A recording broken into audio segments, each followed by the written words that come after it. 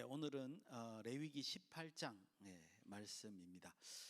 레위기 18장은 딱 여러분들이 보시다시피 굉장히 부끄러운 일들이 많이 있죠. 뭐 근친 상간이라든가 여러 가지 성적 타락의 금지 명령들이 여기에 있는 것으로 되게 유명한 장입니다. 그래서 이제 6절에서 23절 사이에 이런 내용들이 이제 실려 있고 18장의 대부분의 중요한 내용이다, 이렇게 말씀드릴 수 있습니다. 그런데 이 레위기 18장의 독특하다면 독특한 것이 뭐냐면요, 6절에서 23절 그 사이 그 부분을 제외하고 나머지 1절에서 5절, 그 다음에 이제 뒷부분에 24절에서부터 30절까지의 이 말씀이 상당히 중요합니다. 이 두 말씀이 중간에 있는 6절에서 23절의 말씀을 어떻게 이해해야 된다는 것을 우리에게 제공하고 있지 않은가, 이런 생각이 듭니다. 그래서 오늘 이제 여러분들한테 그런 거를 꼭 전해드리고 싶고요. 실제로 6절에서 23절은 우리가 지금 시대에 와서 판단을 해도 윤리적으로도 부적당하다라는 걸 너무나 잘 알 수 있는 내용이죠. 근데 오늘의 말씀의 초점은 뭐냐면, 이 말씀을 그 당시에도 그렇고 지금도 그렇고 어떤 방식으로 이해를 해야 되는가, 요걸 조금 말씀드리고 싶어요. 어쩌면 내용이 이제 간단하지만 이제 이 해석을 본문에서부터 시작해서 이게 그렇게 어떻게 이해해야 된다라는 식으로 좀 이해해 보는 게 오늘 말씀의 초점이라고 말씀드리고 싶습니다. 그래서 제가 오늘 제목을 뭐로 잡았냐면요, 5절에 있는 말씀을 따다가 그로 말미암아 살리라예요. 이게 독특하다는 거예요. 그게 무슨 말이냐면, 우리가 봐도 6절에서 23절에 이런 내용은 아주 비윤리적인데, 지금 봐서도 말도 안 되는 짓인데, 근데 하나님은 그 말씀을 명령하시기 전에 뭐라 그러냐면, 그로 말미암아, 이런 거를 하지 말면 그로 말미암아 너희가 살리라라고 했단 말이죠. 그죠? 요 부분을 우리가 한번 묵상해 보려고 합니다. 두 파트입니다. 1절에서 5절, 그 다음에 24절에서 30절, 두 부분을 좀 묵상해보고 중간에는 조금 언급하고 싶은 것만 잠깐 언급을 하겠습니다.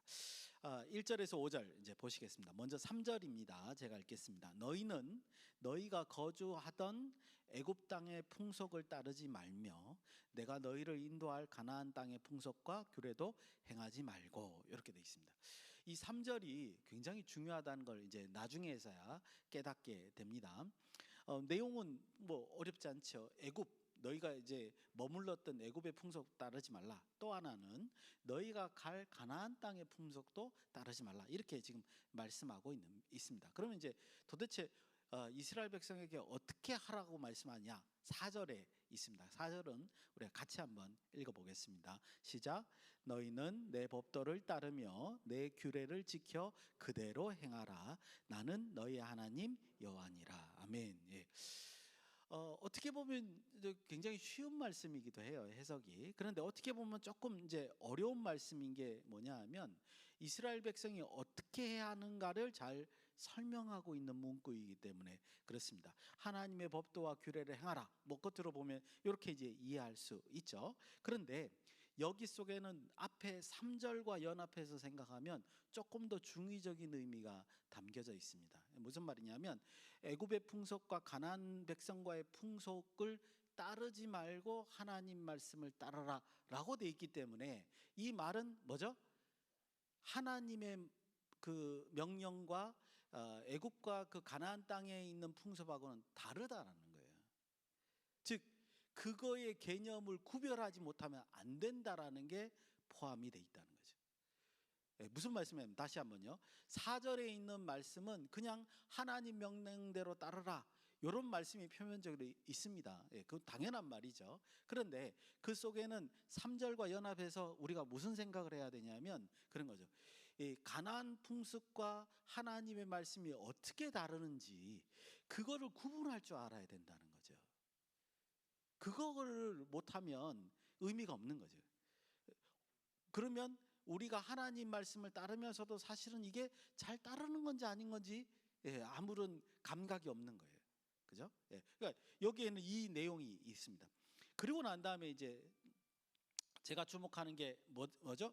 지켜 그대로 행하라. 그리고 마지막에 나는 너의 하나님 여호와이니라 이렇게 표현하고 있다는 겁니다.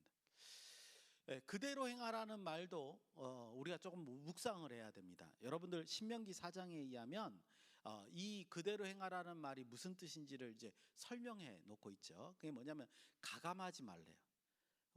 임의적으로 더하거나 빼거나 하지 말래요. 그 말씀대로 지켜서 행하라. 이게 이제 그대로 행하라라는 뜻인 거를 이제 신명기 4장을 통해서 그 이제 알 수 있습니다. 왜 그렇게 하나님께서 말씀하셨을까요? 그죠? 그 이유가 뭐냐? 조금 더 우리가 정의를 해놓고 이제 조금 더 말씀을 살펴봤으면 좋겠습니다. 거창하게 말씀드리면요, 하나님께서 요구하시는 거룩에 참여하라 이런 말이 되고요. 그러니까 그대로 행하는 것이 그런 뜻이 되고, 두 번째로는 뭐냐면 신명기 4장 6절의 표현에 의하면 너희가 그렇게 하면 여러 민족 가운데 우리의 지혜요 우리의 지식이 될 것이다 라는 그런 말입니다. 그러니까 하나님 말씀을 내가 그냥 행했는데 나는 그냥 하나님 말씀대로 한 거예요. 그런데 주변 나라 사람들이 이웃 외부 사람들이 이스라엘 백성들을 봤을 때 뭐라 그러는 거? 어유 저렇게 지혜가 풍성하고 지식이 풍족한 민족이 어디 있었어? 이렇게 두려워한다는 거예요. 감히 이제 덤비려고 하지 않는다는 거예요. 오히려 너무 대단하니까 그들에게 편입되어서 그 지혜가 뭔가를 알려고 한다는 거예요. 그게 이제 신명기 4장에 이제 있는 거죠. 그리고 오늘 제가 드리고 싶은 말씀의 중심으로 보면 이 그대로 행한다는 건 뭐냐면 우리의 죄성을 적절히 누릴 수 있다라고 설명드리고 싶습니다. 여러분 보십시오. 한 가지가 아니에요. 하나님의 거룩에 참여하는 거고요. 그리고 우리의 지혜가 되는 것이고 우리의 죄성을 누르는 겁니다. 뭐 하면요? 하나님의 말씀을 가감하지 말고 그대로 행하면. 굉장히 중요한 말인 거죠.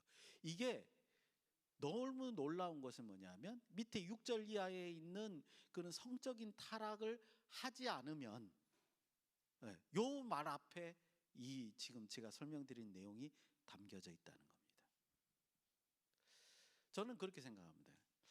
야, 인간이 얼마나 타락하면 하나님께서 이런 말씀을 우리에게 주실까 이런 생각이 들 정도라는 거죠. 계속해서 이제 이어가겠습니다. 자, 이럴 때요. 정황을 보니까 아무 생각 없이 시키는 대로 해라 이런 뜻이 아닙니다. 뒤에 뭐라고 했냐면 나는 너의 하나님 여호와니라 라는 말이 포함이 되었기 때문입니다. 이거를 설명드리려면 출애굽기까지 가야 됩니다만 제 생각에는 간단히 말씀드릴 수 있을 것 같습니다. 하나님께서는요, 나는 너희의 보호자이며 아버지와 같은 사람이다 라는 의미가 여기에 담겨져 있습니다. 그래서 이걸 종합해서 달리 표현하면 하나님께서 명령하신 대로 그대로 행하되 하나님께서 날 사랑하시고 나의 안위를 위하시는 분이기 때문에 이거 왜 해야 되죠? 라고 묻지 말고 그 말씀의 진위를 묵상하면서 의미를 깨달으면서 실행해라는 거죠. 그러니까 그대로 행하라는 말은 그 행위에 대해서 반항하지 말라는 뜻이에요. 다만 내가 거스리는 마음이 있을 때 그 마음으로 순종하는 마음으로 그 의미가 나에게 부모로서 나에게 해주시는 그 은혜가 무엇일까 묵상하면서 행하라는 말이죠. 이게 그대로 행하라는 뜻의 진입니다. 시키는 대로 해 이게 아니에요. 그게 아니고 시키는 대로 하되 이 의미가 무엇인가를 묵상하면서 뜻을 음미하면서 나가야 된다는 말이죠. 아마 이스라엘 백성들이 율법을 그렇게 준행을 했다면 이제 이스라엘이 그렇게 허망하게 그죠? 멸망하거나 이제 포로에 끌려가거나 포로로 다녀와서도 예수님께 꾸지람을 받거나 그러지 않았을 거예요. 하나님의 나라로서 진정으로 하나님의 뜻을 펼치면서 살았을 것이라는 거예요. 우리는 성도로서 이 점 성경을 읽으면서 이 점을 기억해야 됩니다. 우리에게도 똑같은 말씀이죠. 하나님 말씀을 도대체 어떻게 받느냐 이런 관점에서 우리는 살펴볼 수 있습니다. 묵상을 해야 되고요. 여러분들 이럴 때 아까 말씀드린 대로 하나님의 요구하시는 거룩에 참여하고 모든 민족 앞에 지혜와 지식이 되고 우리의 죄성을 적절히 누르면서 살 수 있는 겁니다. 이게 이제 1절에서 5절 사이에 아주 중요한 이제 그 내용이다 이렇게 말씀드릴 수 있습니다. 5절 표현 한 번 더 우리가 살펴보겠습니다. 5절 같이 읽겠습니다. 시작. 너희는 내 규례와 법도를 지키라. 사람이 이를 행하면 그로 말미암아 살리라. 나는 여호와니라. 이렇게 이해하니까 5절이 이해가 가는 거예요. 아, 이래서 사는구나. 네. 이래서 하나님의 거룩의 요구에 우리가 합당한 행위를 하게 되는 것이고, 이래서 모든 사람들이 저 지혜로운 백성이다라고 일컬음을 평가를 받게 되는 거고요. 이래서 우리의 죄성을 누려서 하나님 앞에 죄를 짓지 않는 겁니다. 이게 그대로 행하는 거예요. 그래서 이제 이 앞이 이 내용이 이렇게 있는 것을 이제 우리가 살펴볼 수 있다는 거죠. 그 6절에 있는 내용을 이해하기 전에 이 말씀을 이해하는 것은 굉장히 중요하다는 말씀입니다. 아까도 말씀드렸지만 6절에 있는 내용은 어쩌면 인간의 죄성이 가지고 있는 그 악함을 잘, 특히 이제 성적인 문제에 관해서 악함을 잘 보여주고 있는 것이고, 이것이 너무 당연시 되었던 가나안 땅의 풍습이나 애굽의 풍습에 대해서 구별하는 시각을 우리에게 주시는 것이다 이렇게 생각합니다. 여러분들 아시죠? 악이 너무 당연스럽게 그 편만해지면요, 그게 전제인 줄을 이해를 해요. 그게 당연한 거라고 인식을 한다고요. 우리는 아닐지라도요. 그 다음 중요한 건 우리 다음 세대는 그러고 시작하는 거예요. 그래서 우리가 기준을 잡는 게 굉장히 중요하다라고 말씀드렸습니다. 우리가 볼 때 너무 저게 악하고 저 문화가 도대체 뭐야, 왜 이렇게 문란해 이러지만, 이거를 그냥 가만히 놔두면 그 다음 세대는 이게 보편적인구나 이러고 시작한다는 거예요. 그러니까 점점 시대가 지나갈수록 타락의 세대가 이제 접어 들어가는 거죠. 그런 관점에서 이 1절에서 5절의 말씀은 우리의 기준, 사고의 기준을 정확하게, 어떤 세대가 지나가더라도 사고의 기준을 분명하게 잡는 그런 말씀이고, 이것이 곧 율법의 목적이 아닐까라고 우리가 생각해 볼 수 있습니다. 여러분들 그러고 난 다음에 6절을 한번 보십시오. 제가 앞에 보면 각 사람은 자기의 살부치를 가까이 하여 그의 하체를 범하지 말라. 나는 여호와니라. 뭐 이제 내용은 우리가 비유적인 거 너무나 잘 아시는데, 내용이 6절부터 갑자기 확 바뀌죠. 그죠? 분위기가. 하나님의 명령이 뭐예요? 하지 말라. 이렇게 부정적인 명령으로 이제 넘어가는 것을 볼 수 있습니다. 말씀드린 대로 6절에서 23절은 그래서 뭐예요? 금지 명령이죠. 그죠? 위에선 하나님의 명령을 그대로 따라해라 그러고 난 다음에 금지 명령의 내용으로 들어가고, 이 금지 명령의 내용이 도대체 어디서 왔을까? 갑자기 왜 이렇게 분위기가 바뀌었을까? 한번 생각해 보면 아까 3절에 있는 거, 누구의 풍습이라고요? 애굽과 가나안 땅의 풍습이라는 걸 알 수 있습니다. 그들의 풍습대로 따라가지 말라라고 쭉 내용이 적혀 있는 거예요. 6절에서 23절이. 그러니까 그만큼 악했다는 겁니다. 우리가 가끔씩 여호수아서 같은 것을 보면서 가나안 땅에 있는 사람들을 진멸하는 것에 대해서 사실 이제 생명이 기본적으로 우리가 귀하게 여기니까 안타까운 마음이 있죠. 수많은 사람들이 진멸을 당한다는 거, 우리 같은 죄 짓는 인간으로서 쉽게 보지를 못합니다. 당연한 마음이에요. 하지만 그 내용을 속속들이 들여다보면 너무 극악하다 그럴까요? 너무 이제 그 죄에 치우쳐 있는 모습을 우리가 안타깝게 본다는 거예요. 지금 6절에서 23절이 그들이 했던 짓이라는 거예요. 그렇게 해석할 수 있습니다. 지금 이 문맥에서 보면 그들의 풍속이었다는 것을 우리가 볼 수 있고, 하나님이 저래서 진멸하셨구나라고 이해해 볼 수 있는 대목이다 이렇게 볼 수 있습니다. 그래서 지금 6절에서 23절은 몇 가지만 살펴볼 겁니다. 전체적인 내용이 보시면 알겠지만 말도 안 되는 내용이에요. 진짜 우리가 지금 수준의 상식에서도. 그래서 뭐 불륜이라고 카테고리를 넣어도 되고, 그죠? 비윤리적이라고 카테고리를 넣어도 되고, 그래서 우리가 금방 인식할 수 있는 건데 몇 가지 이제 살펴보면 21절에 몰렉에게 자녀를 바치는 것. 예, 이런 거예요. 지금에 와서 보면 말도 안 되는 소리죠. 어떻게 가짜 신이라고 하는 대상에다가 자기 자녀를 바칩니까? 이 말도 안 되는 건데, 그 당시에 사람들의 편만한 인식은 뭐냐면 자기의 가장 귀한 자녀를 신에게 바치는 것은 성스러운 것으로 여겼다는 거예요. 그러면 이제 아까 제가 말씀드린 죄가 극단을 달리면요, 그게 정상인 줄 안다고요. 예, 그 중에 최고인 줄 안단 말이에요. 말도 안 되는 일이 이제 벌어진 거죠. 그런 거 따라하지 말라. 그러니까 하나님 입장에서 너무나 당연한 거예요. 우리가 지금 봐도 그래요. 22절에 동성 간의 성행위, 요즘에 이제 이슈가 많이 되죠. 어쩌면 이 말씀도 우리 교회에서 함부로 할지 못할 때도 있을 겁니다. 법이 규정이 되면요. 그런데 중요한 것은 뭐냐면 이 동성 간의 성행위가 이 안에 가나안 땅에 벌어지는 악습으로 지금 평가받고 있다는 겁니다. 23절에 짐승과의 성행위, 이것과 지금 같은 카테고리 속에 집어넣고 있습니다.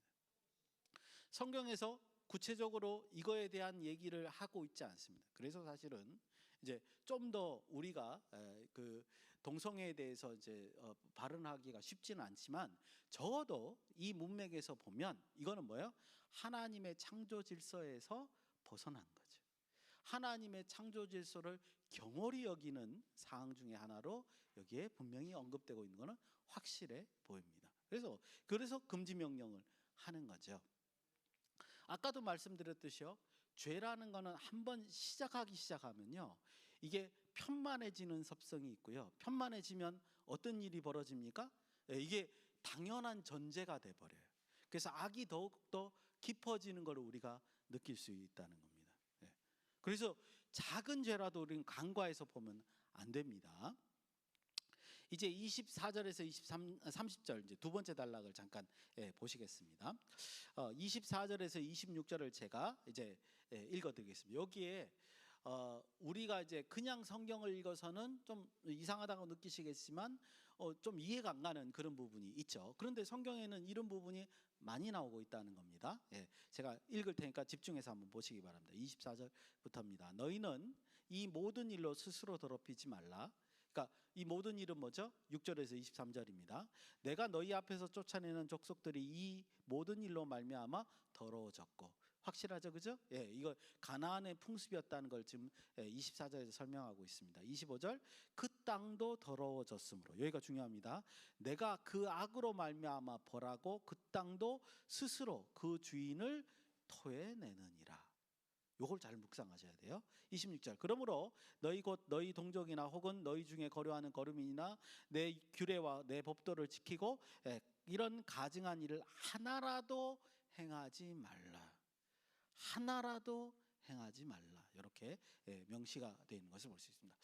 제가 지금 이 24절에서 26절 사이에 말씀을 이슈로 잡는 것은 뭐냐 하면요,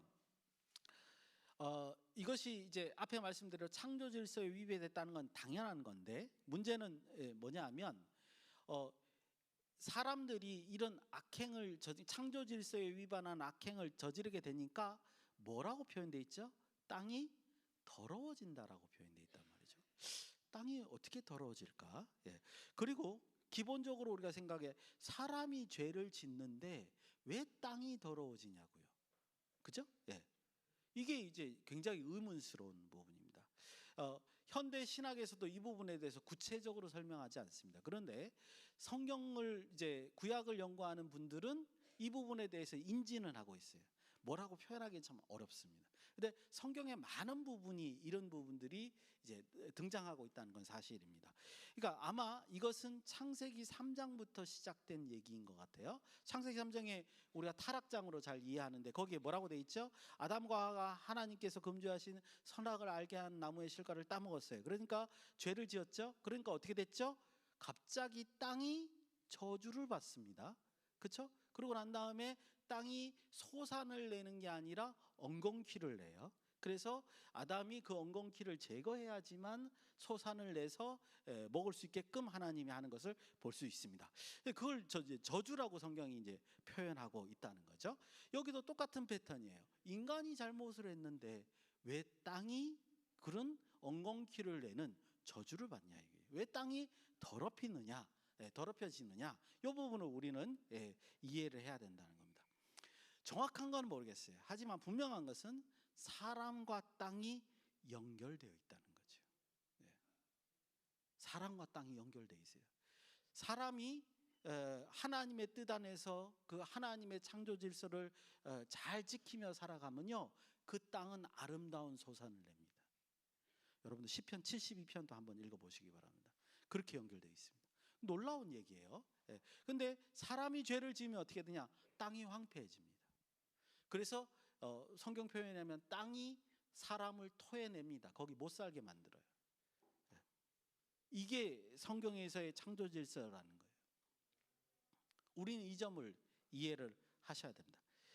어느 누구도 하나님의 말씀을 따르지 않으면 어떻게 된다고요? 자기가 서 있는 땅이 황폐해지는 겁니다. 그래서 그 땅을 결국은 벗어나게 될 수밖에 없다. 26절에 뭐라고 돼 있죠? 하나라도 그런 악행을 저지르면 안 된다라고 돼 있다는 거죠. 너무 무섭지 않습니까? 성경을 해석하고 나니까. 오늘 말씀의 초점은요, 이겁니다. 우리 삶에 적용하면 이겁니다. 하나라도 스스로 더럽히지 말라. 우리가 행할 수 있는 어떤 죄악에 대해서 아주 엄격한 경계심을 가져야 된다는 거예요. 앞에도 말씀드린 것 같이 우리가 비윤리적인 건 우리가 스스로 알아서 안 해요. 남들이 보는 눈이 있으니까, 그죠? 비윤리적인 건 안 합니다. 근데 윤리적인 게 아닌 카테고리 속에 들어가서 우리 시기라든가 질투라든가 이렇게 이제 남을 속인다라든가 이런 거, 눈에 잘 드러나지 않는 거, 이런 경우는 우리가 때론 욕심, 우리의 이익과 관련돼서 죄를 저지를 수 있습니다. 그렇죠? 그럴 때 우리는 조심해야 된다는 겁니다. 이런 아주 사소한 거라 할지라도 이런 죄악은 점점 우리를 오염시키고 더럽힐 뿐만 아니라 우리 자신을 더럽힐 뿐만 아니라 우리가 서 있는 이 땅마저도 황폐하게 만든다는 것을 오늘 성경이 가르쳐주고 있습니다. 여러분, 이게 그냥 성경에서 쓰여 있는 아주 기이한 말이 아니에요. 이렇게 돼야 사실은 맞는 거죠. 그래야 신약에서 예수님께서 갈릴리 바다 보고 너 잠잠해져라 하니까 갈릴리 바다가 명령을 듣는 것과 똑같은 이치라는 거예요. 피조세계는 하나님의 창조 속에서 모든 게 다 연결이 돼 있다는 점을 우리는 여러분들 기억하셔야 됩니다. 그래서 우리는 오늘 말씀을 통해서 어떤 경우라도 아주 작은 죄라도 엄격하게 우리가 관리하고 그 죄성을 누리는 방향적으로, 그리고 오히려 하나님의 말씀이 우리에게 어떤 유익을 줄까, 어떤 우리의 그 죄성을 벗어나서 하나님 길로 가게 하는 그런 유익을 줄까 묵상하는 그런 삶이 되어야 되겠다는 걸 오늘 말씀에서 잘 묵상할 수 있지 않나 그렇게 생각합니다. 말씀을 묵상하시는 귀한 한 주간이 되시기를 예수님의 이름으로 축원드립니다. 기도하시겠습니다. 고마우신 아버지 하나님, 은혜를 감사드립니다. 말씀을 들을 때마다 우리가 정결케 되며 오직 하나님께 영광 돌리는 우리 모두가 될 수 있도록 인도하시고 함께하여 주시옵소서. 예수님의 이름으로 기도드리옵나이다. 아멘.